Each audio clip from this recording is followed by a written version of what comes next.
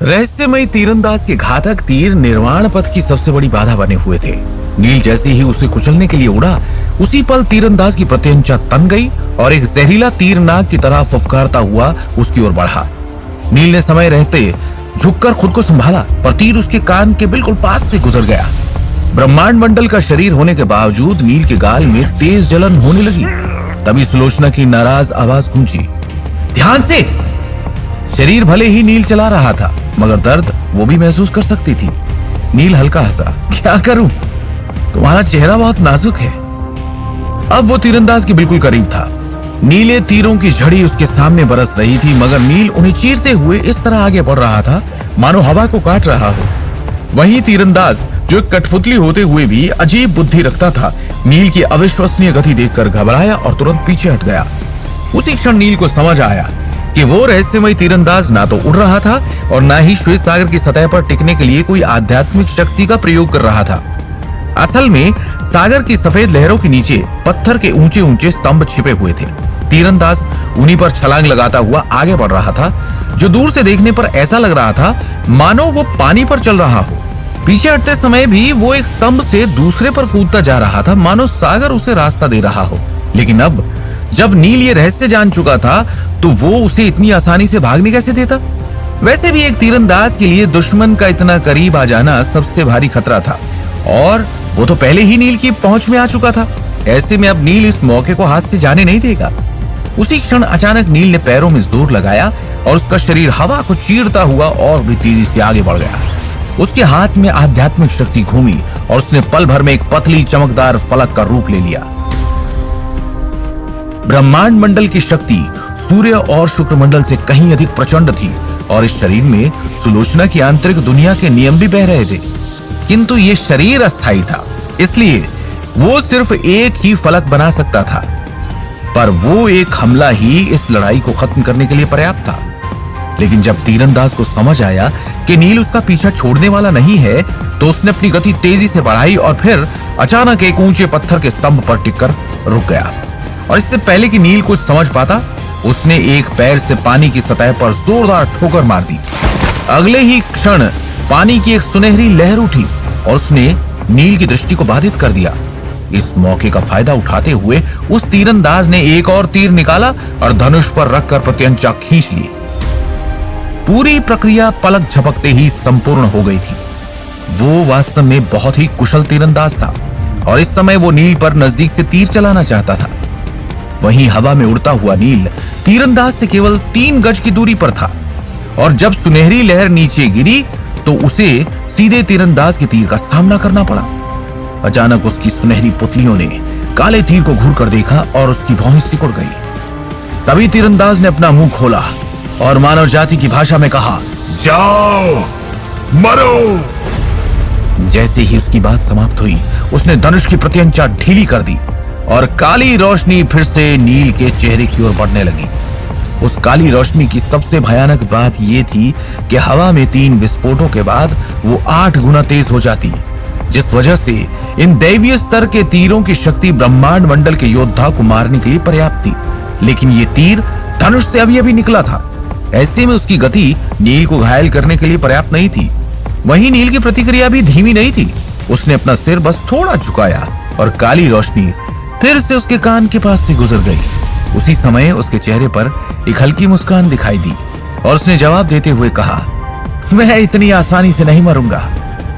जब उस तीरंदाज ने देखा कि वो तीर नील को नहीं लगा, तो उसने सीधे अपने हाथ में लिया हुआ धनुष लहराया और उसकी प्रत्यंचा को ब्लेड की तरह उपयोग करते हुए नील की गर्दन पर वार कर दिया।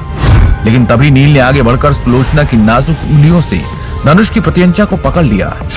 लेकिन इस प्रक्रिया के दौरान उसकी उंगली पर गहरा घाव हो गया और उससे खून बहने लगा। तभी सुलोचना की आत्मा ने फिर से शिकायत की, अरे तुम इतने लापरवाह कैसे हो सकते हो? ये मेरा भौतिक शरीर है। सुलोचना को लग रहा था कि नील को उसके शरीर की बिल्कुल भी परवाह नहीं थी। अगर नील उसके पितामह से संबंधित नहीं होता, तो वो नील की आत्मा को फिर से अपनी आंतरिक दुनिया में खींच लेती और उसे बुरी तरह प्रताड़ित करती।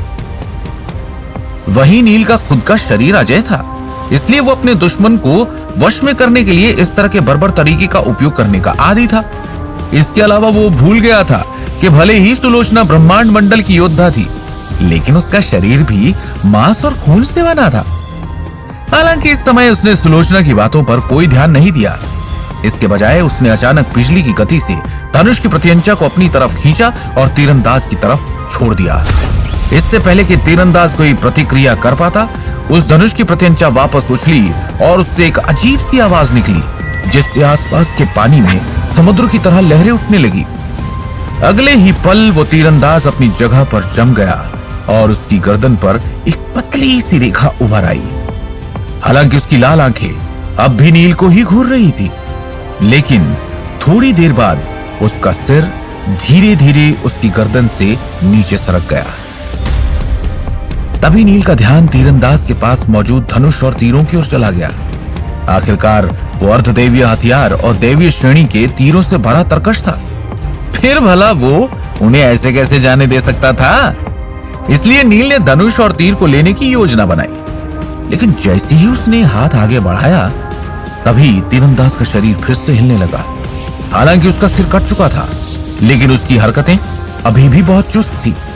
उसने तुरंत अपनी पीठ से काला तीर निकाला और नील के सिर पर तान दिया। लेकिन अभी उसने धनुष की प्रत्यंचा खींची ही थी कि एक विस्फोट के साथ सिर विहीन कठपुतली ने आखिरकार हिलना बंद कर दिया। ये देखकर नील ने अपने चेहरे पर हल्की मुस्कान के साथ अपना पैर उठा लिया। उसने अभी अभी तीरंदाज का सिर अपने पैरों से कुचल दिया था। वो कठपुतली कोई इंसान नहीं थी और ना ही नील इतना मूर्ख था कि वो ये सोचे कि वो उसकी गर्दन काटकर उसे मार सकता है। लेकिन सिर को कुचलने के बाद कठपुतली बिल्कुल भी हिल नहीं सकी और बस किसी पत्थर की मूर्ति की तरह स्थिर खड़ी रही। तभी नील आगे बढ़ा और उस सुनहरे धनुष को उसके हाथों से ले लिया। वो धनुष किसी व्यक्ति जितना लंबा था और उसके सुनहरे रंग की रेखाओं से एक रहस्यमयी आभा निकल रही थी। उस धनुष की प्रत्यंचा एक अज्ञात सामग्री से बनी थी। हालांकि वो पतली और कमजोर लग रही थी, लेकिन जब नील ने उसे लापरवाही से पकड़ने की कोशिश की थी तो उसने सुलोचना की उंगली को काट दिया था। खैर, जब नील ने उस धनुष को हाथ में पकड़ा तो उसका निरीक्षण करते हुए बोला, एक अर्धदैवीय हथियार, किंतु दुर्भाग्य से ये एक धनुष है। नील ने पहले कभी धनुष का उपयोग नहीं किया था, लेकिन इस तरह की लंबी दूरी के हथियार अक्सर चमत्कारी प्रभाव डालते थे। थोड़ी देर तक उसे देखने के बाद नील ने फिर से हाथ बढ़ाया और कठपुतली की पीठ पर बंधे तरकश को निकाल लिया, जिसमें दैवीय श्रेणी के तीर मौजूद थे। सुलोचना के अनुसार उसका शरीर भी इस तीर के हमले को सहने में सक्षम नहीं हो पाएगा। किंतु तभी नील ने निराशा जताते हुए कहा, यह अफसोस की बात है कि इसमें बहुत ज्यादा तीर नहीं है। इस समय उस तरकश में केवल 8 तीर ही बचे थे। हालांकि वो तीर दैवीय श्रेणी का हथियार था, लेकिन वो भी विनाशक वज्रशूल की तरह एक बार उपयोग होने वाली वस्तु थी। इसका मतलब था कि 8 काले तीरों का उपयोग केवल 8 बार ही किया जा सकता था। लेकिन जैसे ही नील ने हाथ बढ़ाकर तरकश को छुआ तो उसकी आंखें अचानक चमक उठी। उसने तरकश में आयामी नियम की आभा महसूस की और फिर उत्साहित होकर बोला, अरे वाह, यह भंडारण वस्तु तो बड़े काम की चीज निकली। आमतौर पर कोई भंडारण वस्तु अपने मालिक की आध्यात्मिक शक्ति को पहचानती है, लेकिन वो तीरंदाज केवल एक कठपुतली था। इसलिए नील के लिए उसे अपना बनाना बहुत ही आसान था। फिर उसने तरकश की जांच करने के लिए अपनी चेतना का उपयोग किया, लेकिन ऐसा करते ही नील का चेहरा आश्चर्य से भर गया, क्योंकि तरकश के अंदर के आयाम में सैकड़ों काले तीर रखे हुए थे। उसमें न केवल काले तीर मौजूद थे, बल्कि 2 अन्य प्रकार के तीर भी थे। एक प्रकार के तीर पूरी तरह से लाल थे और उससे जानलेवा ऊर्जा निकल रही थी, जबकि दूसरे प्रकार के तीर हरे रंग के थे और ऐसा लग रहा था कि उनमें जीवन की एक मजबूत आभा है। लेकिन कोई नहीं जानता था कि उन तीरों का क्या प्रभाव था। लेकिन जब नील उन तीरों की जांच कर रहा था, तभी उसके पीछे से नीली रोशनी वाले कई और तीर आते दिखाई दिए। ये देखकर नील की आकृति तेजी से चमकी और उसने उन तीरों को चकमा दे दिया। हालांकि दिव्यनाग विष वाले तीर नील के लिए कोई खतरा नहीं थे, लेकिन ये जगह किसी खजाने की जांच करने के लिए उचित नहीं थी। इसलिए नील ने जल्दी से सुनहरे धनुष और तरकश को अपनी भंडारण अंगूठी में डाल दिया और ऊंची उड़ान भरते हुए एक बार फिर निर्वाण पथ की तरफ चल पड़ा। हालांकि नील ने तीरंदाज कठपुतली को मार दिया था, फिर भी उसके चारों ओर अनगिनत दिव्यनाग मूर्तियां उठ रही थी और लगातार नीले तीर चला रही थी। उनमें से अधिकांश तीर विशाल ढाल पर गिरे और कुछ नील की तरफ बढ़े, लेकिन नील का शरीर तेजी से घूम गया, इसलिए एक भी तीर उसे नहीं लगा। वहीं ये देखकर कि नील ने न केवल मानव कठपुतली को मार डाला था बल्कि सुरक्षित वापस भी लौट आया था, पवन सम्राट के चेहरे पर खुशी के भाव आ गए और उन्होंने ढाल खोलने और नील को अंदर आने का आदेश देते हुए कहा, विशाल ढाल खोलो। लेकिन नील ने केवल अपना हाथ हिलाया और उदासीनता से कहा, आप लोग आगे बढ़ते रहें, मैं बस ऊंचाई पर उड़ूंगा। एक ब्रह्मांड मंडल विशेषज्ञ के शरीर के साथ नील के लिए साधारण नीले तीर कोई खतरा नहीं थे, इसलिए उसे विशाल ढाल में छिपने की कोई आवश्यकता नहीं थी। इसके बाद पवन सम्राट के आदेश के तहत विशाल ढाल द्वारा निर्मित संदूक ने तीरों की बारिश का सामना करना जारी रखा और निर्वाण पथ पर आगे बढ़ता रहा, लेकिन इस बार उनकी गति बहुत तेज थी। वहीं नील की आकृति आकाश में ऊपर उठी और ऊपर तैरने लगी।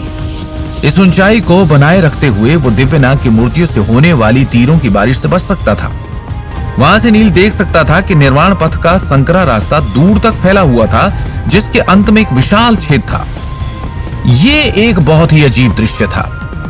जब श्वेत सागर का पानी निर्वाण पथ के अंत तक पहुंच गया तो उसका बहना बंद हो गया। ऐसा लग रहा था जैसे किसी अदृश्य शक्ति ने श्वेत सागर के पानी को आगे बढ़ने से रोक दिया हो। उसकी एक भी बूंद निर्वाण पथ में प्रवेश नहीं कर सकती थी, इसलिए वो श्वेत सागर के बीच में एक खाई बनाने के बराबर था। उस दृश्य को देखकर नील ने मन ही मन विचार किया, क्या नक्षत्र सम्राट गुप्त क्षेत्र इस महासागर की गहराई में है? उसे नहीं पता था कि दिव्यनाग रक्त रेखा कबीले ने यह कैसे किया था। ये वास्तव में श्वेत सागर के प्रवाह को रोकने में सक्षम थे। नील को खाई की गहराई के बारे में स्पष्ट जानकारी नहीं थी, लेकिन उसने 2 मील की ऊंचाई बनाए रखी। फिर भी वो खाई की तलहटी को नहीं देख सका, लेकिन वो जल्दी में नहीं था और नीचे के छोटे संदूक के साथ धीरे धीरे आगे बढ़ता रहा। जब वो लोग निर्वाण पथ के अगले भाग में पहुंचे तो तीरों की संख्या कम होने लगी, और जब वो निर्वाण पथ के अंतिम भाग में पहुंचे तो सूर्यमंडल के विशेषज्ञों ने अपनी विशाल ढालें तुरंत हटा दी। इस समय तीरों के डर के बिना योद्धाओं का वो समूह पागलों की तरह निर्वाण पथ पर दौड़ रहा था, और बस कुछ ही क्षणों में वो निर्वाण पथ के अंत तक पहुंच चुके थे, जिसके बाद नील भी धीरे धीरे नीचे उतर आया। तभी नील और उसके साथियों को एक गोलाकार मंच के बीच से खाई की तरफ जाता एक रास्ता दिखाई दिया। साथ ही श्वेत सागर का पानी उस खाई के किनारे से होते हुए नीचे की ओर बह रहा था। तभी नील ने थोड़ी उत्सुकता से पूछा, अब हम आगे कैसे बढ़ेंगे? क्या हम नीचे कूदने वाले हैं? तो क्या होगा आगे? क्या नील और उसके साथी इस जगह से आगे बढ़ने का कोई रास्ता ढूंढ पाएंगे, या फिर उन्हें निराश होकर वापस लौटना पड़ेगा? आखिर क्या है नक्षत्र सम्राट पवित्र भूमि का रहस्य, और क्या नील पहुंच पाएगा अपनी मंजिल?